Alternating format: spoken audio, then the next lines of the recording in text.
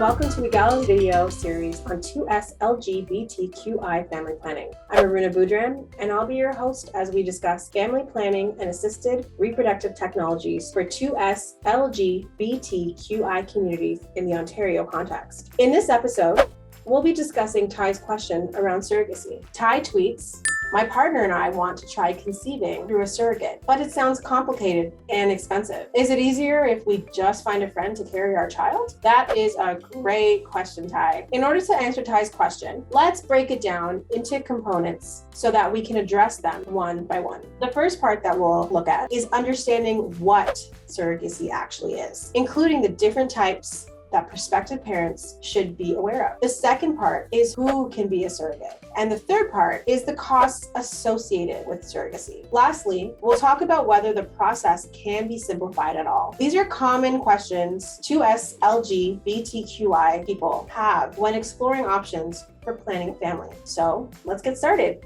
First up, what is surrogacy? Surrogacy is when someone carries a pregnancy, not for themselves, but for someone else. For example, when a prospective parent or parents cannot or do not wish to be pregnant themselves, they can engage a surrogate to carry the embryo for them. The intention is that the child that is born, when they are born, the surrogate will give the child to the intended parents. Surrogacy is legal in Canada, and many 2S LGBTQI people choose this route in planning their family. Who can be a surrogate? Anyone over the age of 21 is able to become a surrogate. They may or may not be someone the prospective parent or parents personally know, which we will talk about more in a bit. But first, there are two types of surrogacy to know about: traditional and gestational surrogacy. In traditional surrogacy, the surrogate uses their egg for conception and is the egg donor, and therefore has a genetic connection to the child. Although this type of surrogacy is permitted in Canada, it is not recommended, and many fertility clinics do not engage in this practice. In gestational surrogacy, the surrogate has no genetic connection to the child.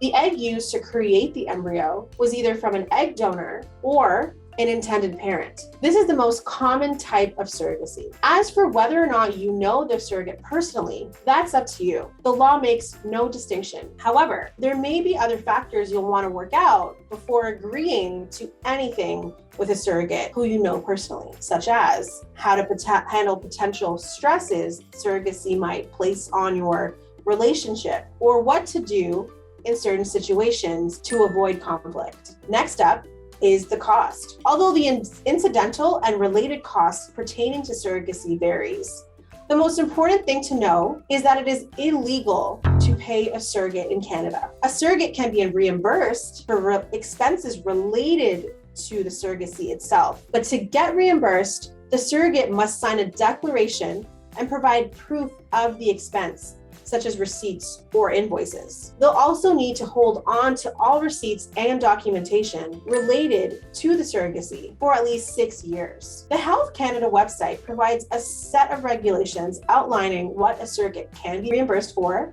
and also provides a declaration form template. We've included links of each of these in the description below. You are not legally required to use the Health Canada declaration template, but it can make the process a bit easier. You can also use it as a model for what a good declaration should look like should you choose to create your own. Given that it is illegal to pay a surrogate and that surrogates can only be reimbursed for certain expenses, there is no financial advantage, nor is it less expensive for a friend to act as your surrogate. Finally, can the process be simplified? To be honest, the best way to keep things simple is to have a crystal clear surrogacy agreement in place.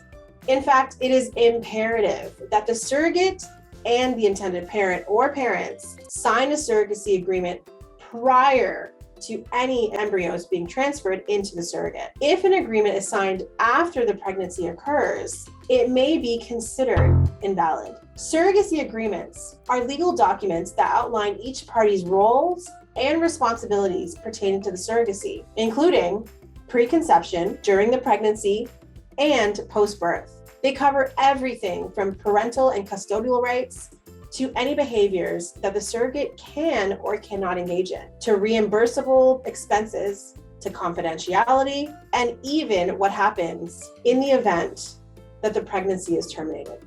No contract is perfect, but the clearer the agreement is, the less likely there will be misunderstandings or disputes later on. So, from a simplification point of view, the only advantage to using a friend is that it might make it easier for communication around pregnancy and medical updates. It would be easier to keep in touch with them than someone else in another province or country.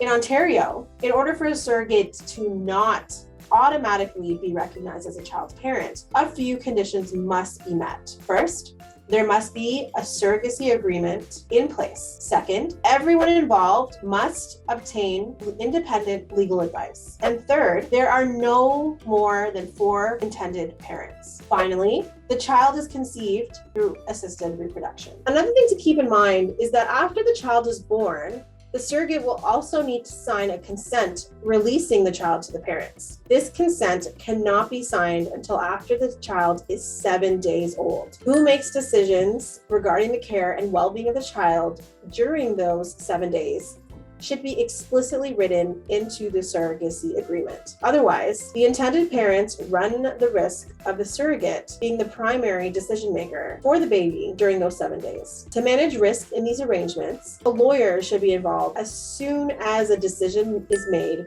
to embark on a surrogacy journey. And remember, a surrogacy agreement must be signed before any embryo transfers happen. To conclude, using a friend as your surrogate is legal, and there may be some benefits, but it doesn't necessarily make the process any less expensive or complicated. All the same laws, regulation, and paperwork will apply. Planning a family is, and it should be, an exciting time. The law is clear that discrimination based on someone's gender, gender expression, or sexual orientation is not allowed. 2S LGBTQI people have all the same rights to assisted reproductive technologies as anyone else. However, 2S LGBTQI people may still unexpectedly encounter barriers in their family planning journey because of their identity. For this reason, it is critical that you engage a family or fertility lawyer sensitive to 2S LGBTQI identities and experiences. For more information and videos covering your questions related to 2S LGBTQI family planning through assisted reproduction, visit our program website at the link in the description below. And don't forget to like and subscribe to our channel on YouTube and follow us at Egal Canada on Twitter, Instagram, Facebook, and LinkedIn.